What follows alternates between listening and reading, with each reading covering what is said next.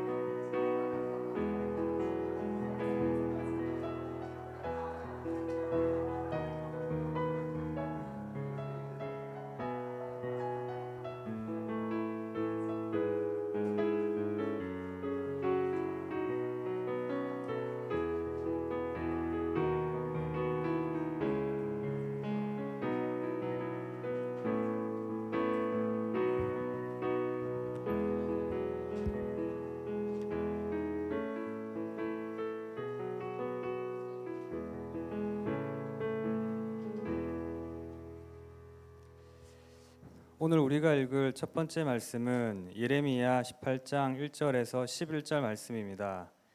구약 성경 예레미야 18장 1절에서 11절 말씀입니다. 여호와께서 나에게 말씀하셨다. 너는 토기장의 집으로 내려가거라. 내가 거기서 너에게 할 말이 있다.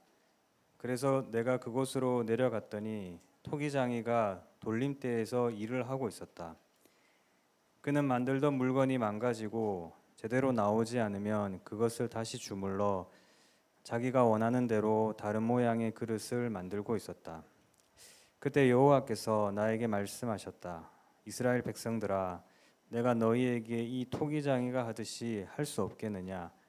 진흙이 토기장이의 손안에 있는 것처럼 너희는 내 손안에 있다. 내가 어느 나라나 민족을 멸망시키거나 없애버리겠다고 선언하여도 만일 그 민족이 악에서 돌아서면 내가 그들에게 내리기로 작정한 재앙에 대하여 내 뜻을 돌이키겠다. 또 내가 어느 나라나 민족을 막강하게 세우겠다고 선언하여도 만일 그들이 내 앞에서 악을 행하고 나에게 순종하지 않으면 내가 그들에게 베풀기로 작정한 선에 대하여 내 뜻을 돌이킬 것이다. 그러므로 이제 너는 유다와 이스라엘 백성에게 나 여호와가 이렇게 말한다고 일러라. 보라, 내가 너희에게 재앙을 내려 너희를 벌하려고 한다. 그러므로 너희는 모두 악한 길에서 돌아서고 너희 태도와 행실을 바르게 고쳐라. 아멘. 이는 거룩하신 하나님의 말씀입니다. 다 함께 교독문 60번 하겠습니다. 찬송가 뒤에 교독번 60번입니다. 여호와여, 주께서 나를 살펴보셨으므로 나를 아시나이다.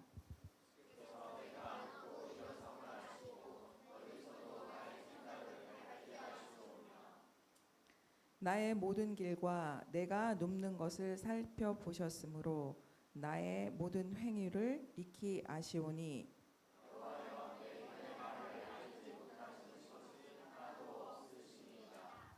내가 주의 영을 떠나 어디로 가며 주의 앞에서 어디로 피하리이까?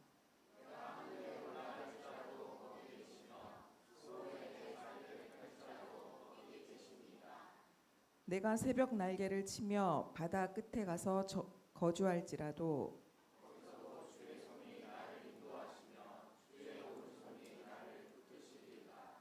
하나님이여 나를 살피사 내 마음을 아시며 나를 시험하사 내 뜻을 아옵소서.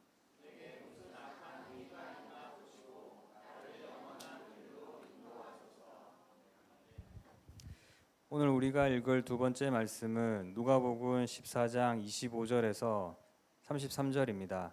신약 성경 누가복음 14장 25절에서 33절입니다. 많은 군중이 예수님과 함께 갈 때 예수님이 그들을 향해 이렇게 말씀하셨다.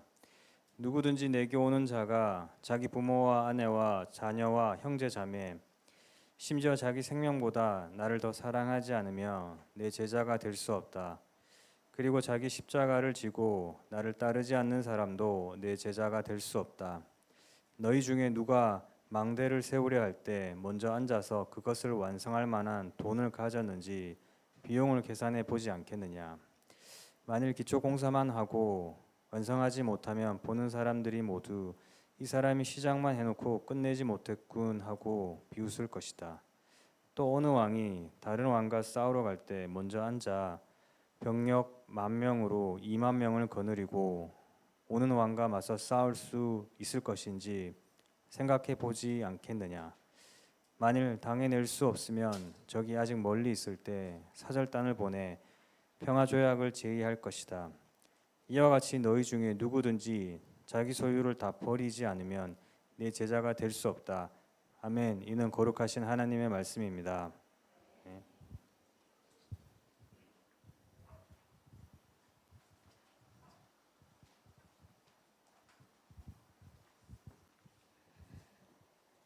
오늘 우리가 읽을 세 번째 말씀은 사도행전 24장 24절에서 26절입니다. 신약성경 사도행전 24장 24절에서 26절입니다. 며칠 후 벨릭스가 유대 여자인 아내 드루실라를 동반하고 와서 바울을 불러내어 그리스도 예수를 믿는 신앙에 대하여 들었다. 바울이 정의와 절제와 앞으로 있을 심판에 대하여 설명하자 벨릭스는 겁이 나서 이제 그만 가거라. 기회 있을 때 내가 다시 너를 부르겠다 하고 말하였다. 그는 또 바울에게서 뇌물을 받으려는 속셈으로 그를 자주 불러내어 이야기를 나누곤 하였다. 아멘. 이는 거룩하신 하나님의 말씀입니다.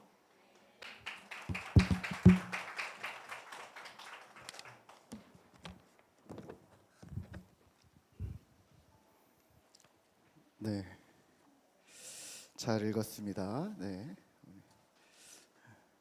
앞에 나올 거면서 거기서 안 나올 것처럼 앉아 있어가지고 오늘 누구지 이러고 있었는데 거기서 나왔군요. 네, 자 우리 2025년 우리 9월 첫째 주 그리고 오순절 후 13번째 주일 예배 나오신 우리 성도 여러분들을 환영하고 축복합니다. 오늘도 하나님께서 우리에게 예비하신 은혜를 누리시기를 그런 소망의 예배가 되기를 기도하겠습니다. 오늘 말씀의 제목은요, 나는 매일 선택합니다입니다. 한번 따라해 볼까요? 나는 매일 선택합니다.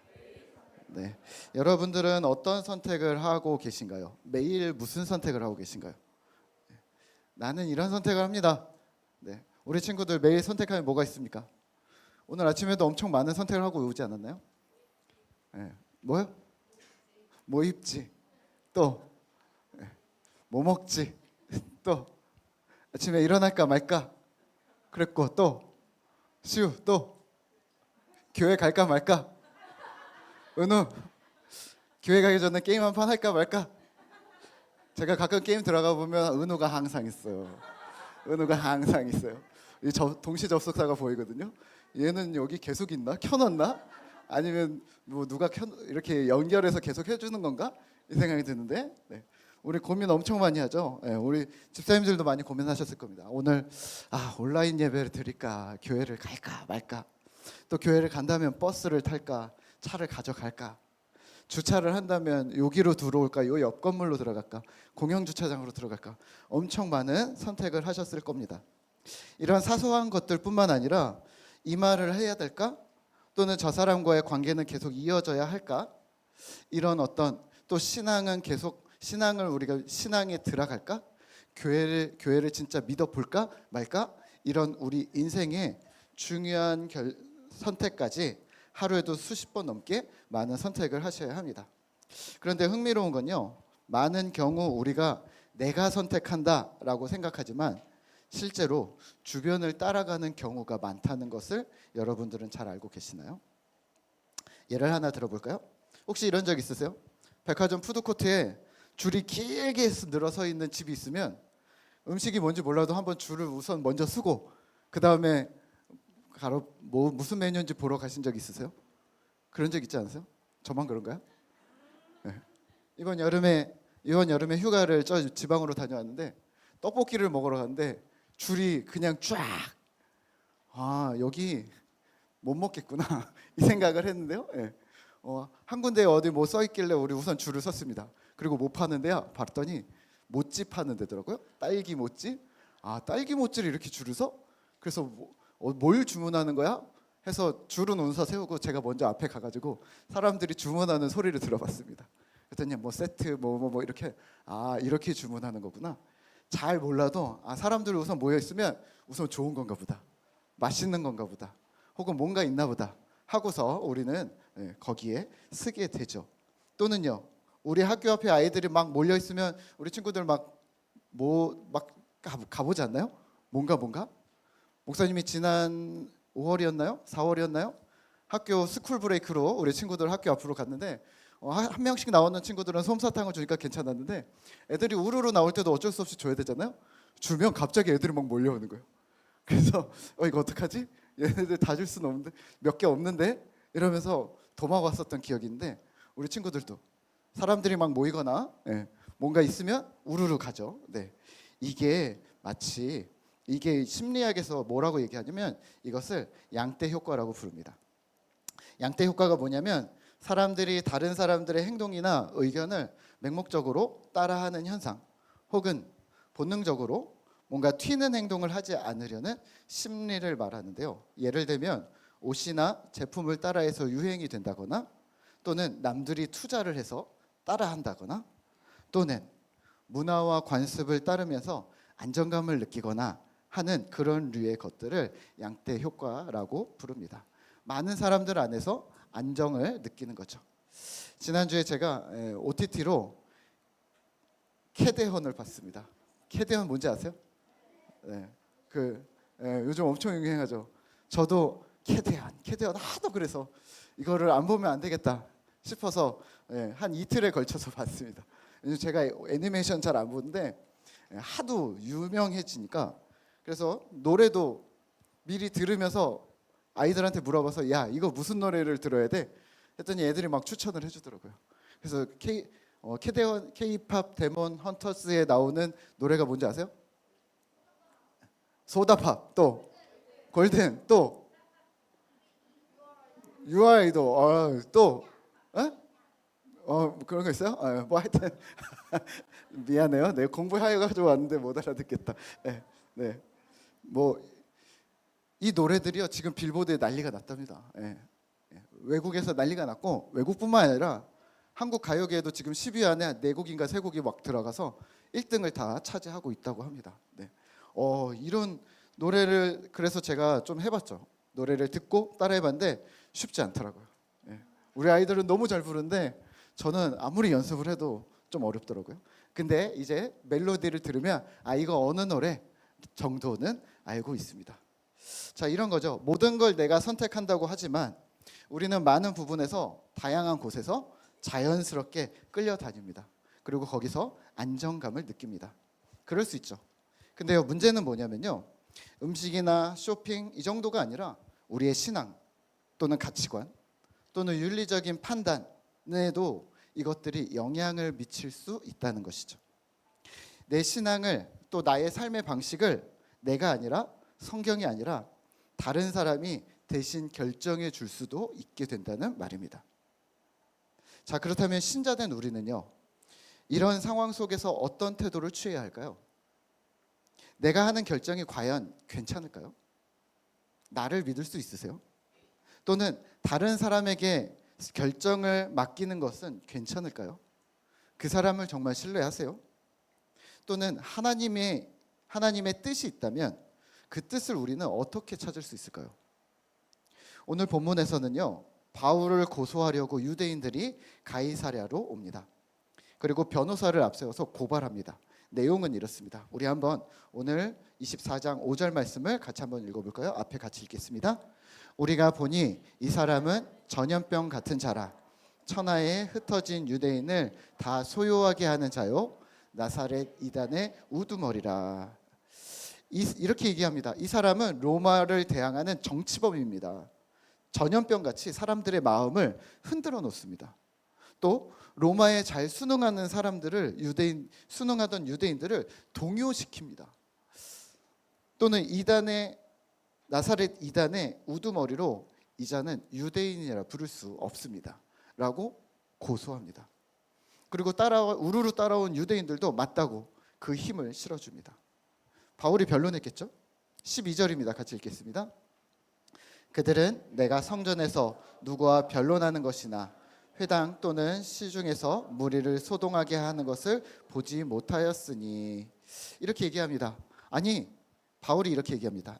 나는 예루살렘에서 성전이나 회당 또는 길에서 사람들이랑 논쟁이나 다툼하지 않았습니다. 이건 모함입니다. 나는 단지 죽은 자의 부활에 대해서 전했고 이 신앙 때문에 나는 여기까지 오게 되었습니다. 라고 말합니다. 이 유대인들과 바울의 논쟁을 막 지켜보던 로마의 총독 벨릭스는 어떤 결정을 내렸을까요? 22절입니다. 우리 한 번 더 같이 읽겠습니다. 시작. 벨릭스는 예수님의 가르침을 잘 알고 있었으므로 부대장 루시아가 오면 이 일을 처리하겠다고 말한 뒤 재판을 연기했다. 아멘. 벨릭스 총독이 눈여겨보실 것은 이 총독이 예수님의 가르침을 잘 알고 있었다. 상황이 좋아지는 듯 하지 않나요? 예수님의 가르침을 알고 있었던 총독이라면 이제는 바른 판단을 내리지 않을까? 기대가 생기죠. 23절에서는 이 총독이 바울을 지키는 군인에게 바울을 너무 힘들게 만들지 마. 친구들도 만나게 해주고 누가 도와준다고 하면 그 도움을 받는 것도 허락해줘 라고 하면서 호의를 베풉니다. 더 나아가 다음 절을 보시면요, 이 총독이 예수님을 믿게 되는 게 아닌가 하는 상황까지 만들어집니다. 24절과 25절입니다. 우리 한번 같이 읽겠습니다. 수일 후에 벨릭스가 그 안에 유대 여자 드루실라와 함께 와서 바울을 불러 그리스도 예수 믿는 도를 듣거늘 바울이 의와 절제와 장차 오는 심판을 강론하니 벨릭스가 두려워하여 대답하되 지금은 가라. 내가 틈이 있으면 너를 부르리라 말합니다. 아멘. 벨릭스 총독이 보세요. 유대인 아내와 함께 바울의 말씀을 들으러 옵니다. 죄수로 와 있는 사람의 말씀을 들으러 옵니다. 그리고 말씀을 듣고 진지하게 고민합니다. 바울이 전한 복음, 의와 절제와 심판에 대해서 듣고서 두려워합니다. 자, 여기서 바울이 전한 복음이 무엇이었길래 벨릭스는 고민하며 두려워했을까요? 세 가지입니다. 첫 번째는 의, 두 번째는 절제, 세 번째는 심판입니다. 자, 첫 번째 의인데요. 이건 기준입니다. 지금까지 삶의 방식이 내가 기준이 되거나 국가가 기준이 되거나 또는 문화와 관습이 기준이 되었다면 이제는 새로운 기준인 예수 그리스도의 의, 십자가의 도, 하나님 나라를 선포했습니다. 단순히 착하게 살면 되지, 남들에게 피해 끼치지 않으면 되지, 또 잘 사는 것이 삶의 목표지라고 생각했다면 이제는 그 기준을 바꾸어서 하나님의 의는 오직 믿음을 통해 주어진다는 복음을 가르쳤던 것이죠. 두 번째는 절제입니다. 절제는 뭘까요? 행동입니다. 하나님의 의, 이 기준을요, 머리로만 우리가 말씀을 듣고 복음 메시지를 듣는 것으로 그렇구나 라고 이해하는 것으로 끝나는 것이 아니라 실제로 절제된 삶의 의, 원리, 절제된 삶을 살라. 당신이 중심이 아니라 하나님이 중심되어서 살아야 한다는 이 절제의 원칙을 가르칩니다. 우리는 이렇게 하지 않나요? 나는 이 정도 부를 이루었으니 이 정도는 해도 돼. 이 정도는 누려도 돼. 나는 이런 직급이니 또 나는 이 정도는 해도 돼.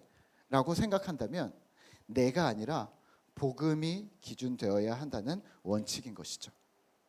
우리도 그러지 않나요? 내가 연봉이 얼마가 되니까, 또는 내 나이가 이제는 이러니까, 또 내 학벌이 이러니까, 또 내 직위가 이러니까 이 정도는 누려도 괜찮아. 다들 그렇게 사는데 뭐 라고 생각하셨다면 아니요. 우리는 복음이 기준된 삶을 사셔야 합니다. 애쓰지 않아도 될 것을 노력하는 것이 바로 절제입니다. 세 번째는 심판입니다. 왜 복음을 믿어야 하고 이게 의죠. 그리고 왜 복음의 삶을 살아야 하는지 절제죠. 그것의 결과를 미리 얘기합니다. 심판입니다. 심판하니까 두려운 마음이 드실 수 있는데요. 이렇게 생각하면 어떨까요? 평가를 받는다. 내가 어떻게 살아왔는지, 의인이든 악인이든 하나님의 평가 앞에 우리는 모두 설 것이라는 말입니다. 벨릭스에게는 이 평가가 엄격한 심판으로 들렸을 것이고, 그래서 심판인가 보다. 바울에게는 이 평가가 칭찬과 면류관의 시상식으로 들렸을 겁니다. 정리하면요, 오늘 전해진 바울 복음의 특징은 예수님을 믿음으로 의롭게 된다. 절제, 복음은 삶의 방식을 결정한다. 심판, 복음은 회개 없는 자에게는 두려움이며 회개한 자에게는 소망이다. 평가를 받는다입니다. 자, 이 복음이 벨릭스 총독에게 제대로 들어갔습니다, 사실. 하지만 그 초반의 분위기는 이상하게 흘러갑니다. 26절입니다. 우리 같이 한번 읽어볼까요? 26절입니다. 동시에 또 바울에게서 돈을 받을까 하여 더 자주 불러 같이 이야기하더라. 아멘. 사실 벨릭스는요, 여러 가지 계산을 하고 있었습니다. 말씀을 듣고 마음의 찔림과 이러면 안 된다는 것을 알고는 있었지만 당시 금지했었던 뇌물 받는 이 경제적인 이득을 멈추지 못했습니다. 또 바울에게 여러 교회에서 헌금을 보내온 것이 있다는 것을 알고 이 사람 돈이 있구나. 그러면서 편의를 봐주며 뇌물을 받으려 했던 것이죠. 22절에서 재판을 연기한 것이 2년이나 열리지 않습니다. 바울은 2년 동안 재판이 연기된 게 아니라 2년 동안 감옥 생활을 한 건데요. 벨릭스 총독은요, 2년 동안이나 뇌물을 받으려 집요하게 기다렸다는 말이 되기도 합니다. 자, 보세요. 바울을 놓아주자니 돈을 챙길 수가 없고, 또 정직하게 바울에게 유리한 판결을 내리자니 유대 종교 지도자들에게 인기를 잃고, 그렇다고 유대인들이 원하는 대로 그럼 계속 가둬두거나 이렇게 하자니 로마 시민의 재판을 엉터리로 하면서 로마 당국에 추궁을 받을 수도 있어서 결국 우유부단하게 시간을 끌다가 미결된 사건으로 다음 총독에게 이 사건을 넘깁니다. 벨릭스는 복음을 접했고 말씀을 수긍했지만 삶을 바꾸지는 않았습니다. 삶의 방식도 바꾸지 않았고 자신의 목표도 바꾸지 않았습니다. 바울의 안전은 벨릭스 총독의 안중에는 없었습니다. 그는 결국 돈, 인기, 자리를 보존하는 길을 선택했습니다. 오늘 말씀을 묵상하며 우리는 그러면 무엇을 기억해야 할까요? 선택입니다. 우리는 매일 같은 자리에 앉아서 하나님의 말씀을 받습니다. 매주이기도 하죠. 그리고 예수님 사랑한다는 고백을 우리는 같은 고백을 합니다. 하지만 우리가 매일 똑같은 자리에서 매일 똑같이 예배를 드리면서도 우리 신앙에 편차가 있는 이유는 무엇일까요? 바로 선택과 행동입니다. 오늘 바울이 말했던 절제, 심판이라는 이 복음 메시지의 측면에 벨릭스의 마음을 꿰뚫었던 것처럼 우리의 마음도 이 메시지를 들을 때 마음이 뜨거워지고 그렇게 살아야 되는구나, 우리도 결심을 하게 됩니다. 말씀을 수긍하고 그래 맞아, 나도 그렇게 생각해 인정하기에 우리는 모두 이 자리에 앉아 있습니다. 하지만 말씀 앞에 우리가 해야 할 다음 단계는 무엇일까요? 벨릭스와는 다른 선택, 결단이 필요합니다. 질문 하나 드릴까요? 우리는 매일 선택하는데 그 중에 정말 중요한 선택이 있다면 그 선택에 하나님을 중심에 두는 선택을 할 수 있을까요? 혹시 벨릭스처럼 상황을 재고 계산을 하고 눈치를 살피다가 양떼 효과처럼 결정해야 할 시기를 놓치거나 다른 이의 선택에 끌려다니는 것은 아닐까요? 10여 년 전에 제가 처음으로 교구 목회를 시작했던 첫 해에 이런 일이 있었습니다. 어떤 집사님이 전화가 왔어요. 목사님, 저희 어머니가 연세가 많으신데 많이 아프세요. 빠른 시일에 한번 신방 와줄 수 있으세요? 라고 했습니다. 그래서 일정을 보고 말씀을 드렸죠. 네, 뭐 집사님, 그러면 우리 내일 말고 모레 병원에 함께 가죠. 함께 가죠. 근데 이제 그렇게 하고 약속을 잡고 전화를 끊었습니다. 근데 문제가 생겼습니다. 그 다음 날 바로 어머님께서 돌아가신 거죠. 이틀 후에 가기로 했는데 하루 먼저 하늘나라로 가셨습니다. 집사님, 이런 상황을 알려주셨어야죠. 그랬더니 본인도 예상하지 못했다고 하셨는데 사실 그 상황이 누구의 잘못도 아니죠. 그런데 저는 스스로 그 상황을 매우 심각하게 자책했습니다.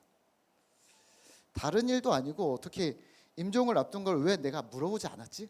그냥 병원 가자고 하니까 병원 신방인가 보다 하고 생각하고 가볍게 왜 생각했지?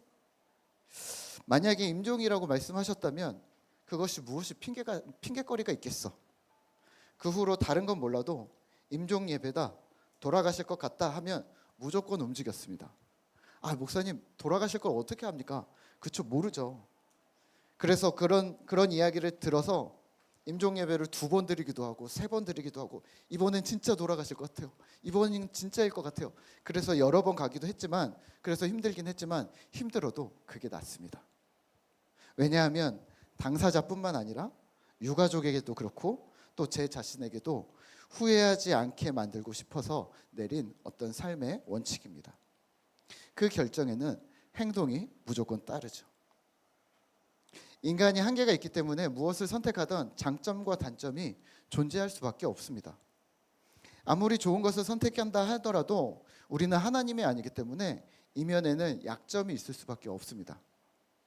어떤 목사님은요, 교회 사역을 정말 열심히 하셨는데 나중에 돌아가시기 전에 가족을 못 챙긴 것을 후회한다고 말씀하셨습니다. 우리랑 비슷하죠. 사업이나 직장에 집중하면서 성공을 이루었는데 가정에 소홀해지는 경우가 우리도 마찬가지로 있죠. 또 어떤 목사님은 정말 최선을 다해 밤낮 없이 사역을 하다가 건강에 큰 어려움이 생기기도 하십니다. 그러면 무엇을 선택해야 하냐? 반대쪽을 선택하면 후회가 없는가? 잘 모르겠습니다. 우리는 하나님이 아니잖아요. 하지만 어떤 기준이 있지 않을까요? 그리고 그 기준은 내가 아니라 말씀이, 성경이 기준이 될 것이 분명합니다. 우리가 이번 9월에 묵상하고 있는 매일 성경 데살로니가 전서에서는요, 바울이 그 교회 성도들을 엄청 칭찬합니다. 너희는 정말 멋있다. 너희는 정말 잘하고 싶다. 왜 그랬을까요? 그 데살로니가 도시의 강팍함으로 인해서 복음 전하기 매우 어려웠던 곳인데 거기에 교회가 뿌리를 내렸고 환난과 핍박을 견디면서 이 성도들이 믿음을 지켜내고 있었기 때문입니다. 이들은 복음 앞에서 즉각 우상 숭배를 멈췄고 예수님을 소망하는 삶을 선택했습니다. 예전에 교회 남성 중직분들과 성경 공부를 할 때였습니다. 남자분들이 계획이 많거든요. 아무래도 해야 할 일들이 있으니까. 그런데 어떤 믿음 좋은 집사님이 이러셨습니다. 저에게 오셔서 공부가 끝난 다음에 이렇게 얘기하셨어요. 목사님, 저는 60세까지 직장을 다니고 은퇴를 해서 그 이후에는 선교지에 가서 노후를 보내며 선교사로 살 계획입니다. 제가 대답했죠. 젊은 목사가 이렇게 대답했죠. 네, 집사님, 너무 좋은 계획입니다 라고 말씀드렸죠. 그러더니 이 집사님이 또 이렇게 얘기하셨습니다. 그래서 목사님, 기도를 좀 해주세요. 제가 직장에 원하는 자리까지 올라가야 돼요. 또 저축은 얼마를 해야 돼요. 그 시드머니로 저는 자비량 선교사를 할 겁니다. 네, 멋진 계획입니다 라고 말씀드렸습니다. 하지만 그 집사님의 현재는 지금은 어떻게 되는 걸까요? 사실 씁쓸한 마음이 계속 드는 건, 아직도 기억이 남는 건, 앞으로의 계획은 계속 많으셨지만 연약한 우리의 인생이 그 계획대로 진행될 수 있을까요? 건강, 가정, 직장, 사회적 문제, 또 문화적인 그 어떤 것이든 과연 그 모든 것들이 내 계획에 잘 협조해 줄까요? 그렇게 되기를 소망하고 기도합니다. 하지만 그 집사님의 뉘앙스는 이런 거였습니다.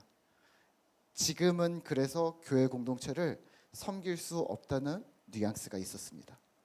목사님, 제가 앞으로 큰 계획이 있으니 지금은 좀 봐주세요. 제가 그렇게 나쁜 사람은 아니에요. 제가 목사님이 요청하는 것을 거절하는 걸 보며 혹시 실망하거나 제가 믿음이 없는 것은 아니라고 오해하지 말아주세요 라는 말이었는데요. 이런 거죠. 교회 공동체의 일, 하나님의 일은 지금은 아니에요. 2순위로 계획되어져 있으니까 우선 당장 1순위 조건들을 채워가겠다는 말씀을 하고 계셨던 거죠. 이런 염려가 지금도 듭니다. 혹 너무 미루어지지 않아야 할 텐데, 그 계획이 차질이 없어야 할 텐데, 그리고 또 그분이 60살이 되셨을 때 진짜 그 계획을 실행하실 때 그 시대에 맞는 복음의 옷을 입고 계셔야 할 텐데 하는 기우가 여전히 있습니다. 말씀을 맺겠습니다. 하나님은 우리의 선택이 주님의 뜻과 맞닿아 있기를 원하십니다. 또한 언젠가 나중에가 아니라 지금 반응하시길 원하십니다. 왜냐하면 복음은 머리로 이해하는 것이 아니라 삶의 결단을 요구하기 때문입니다. 우리는 무엇을 지금 미루고 있을까요? 복음 앞에 즉각 반응한 바울의 인생처럼, 또 척박한 땅에서 교회 공동체를 이루어냈던 데살로니가 교회의 성도들처럼 말씀으로 살기를 결단하며 세상의 생명, 빛 되는 꿈터 공동체 되기를 기도하겠습니다. 우리 이 시간에는요, 주님의 말씀 앞에 선 우리 함께 찬양하도록 하겠습니다.